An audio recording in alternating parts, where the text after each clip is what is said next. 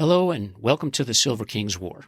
I'm Michael Sievers, the writer, producer, and creator of this podcast series about my father's Second World War as a B-26 bombardier.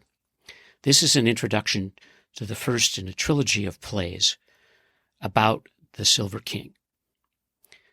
This play, The Silver King, is about a young man, Stanley Silverfield, who joins the United States Army Air Corps to serve his country as an aviator. Stanley was born in April of 1923 to Milton and Sarah Bell Silverfield in Birmingham, Alabama. He was a freshman at the University of Illinois when the United States Congress and Franklin Delano Roosevelt declared war against the Axis powers on December 8, 1941. Over the course of Stanley's war, France fell to Germany, London survived the Blitz before Pearl Harbor, Allied forces invaded France in June of 1944, and two nuclear weapons forced Japan's surrender in September 1945.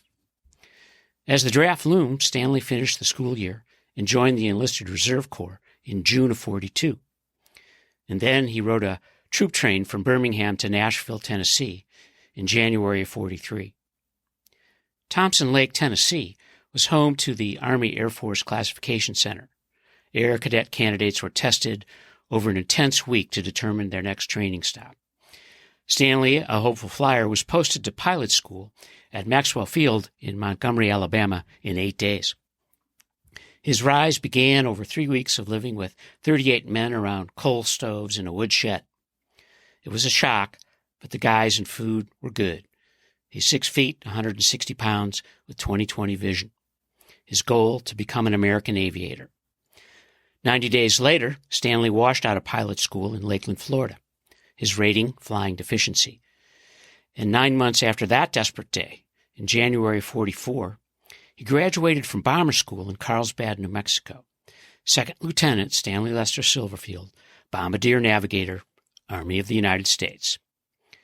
On November 5th, 1944, Stanley saw Germany for the first time. He rode in the nose of a B-26, the Martin Marauder, the Greenhouse.